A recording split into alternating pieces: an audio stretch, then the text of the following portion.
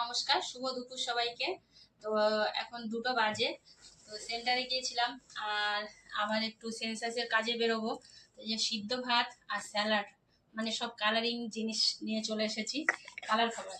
তো যাই হোক, লাঞ্চ থালিটা সাজিয়ে রেখে এক বাটি গরম ভাত নিয়ে নিয়েছি, আর একটা লঙ্কা, আর একটা টমেটো নিচ্ছি। আজকে আর লেবু নিলাম না, টমেটো নিচ্ছি। 2টো পেঁয়াজ নিচ্ছি,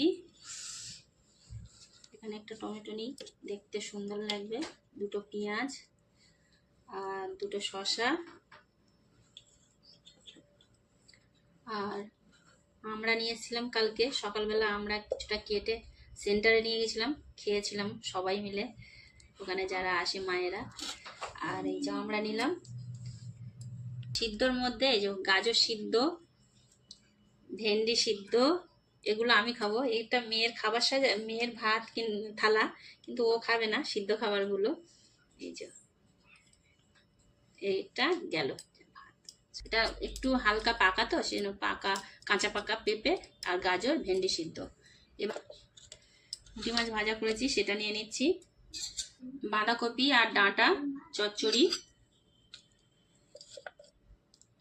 এই নিয়ে নিলাম। পেঁপে আলু দিয়ে কাতলা মাছের ঝোল, আর এতে একটু ডাঁটাও দিয়েছি। ডাঁটা খেতে আমার ভীষণ ভালো লাগে, তো সেই জন্য ডাঁটা দিয়েছি। আর কাতলা মাছ, তো এই যে 2 পিস কাতলা মাছ নিয়ে নিলাম। কাতলা মাছটা সবাই খায়, ছেলে মেয়ে সবাই খায়। এই যে একটা পেটি, একটা দাকা নিয়ে নিচ্ছি, আর ঝোল করেছি।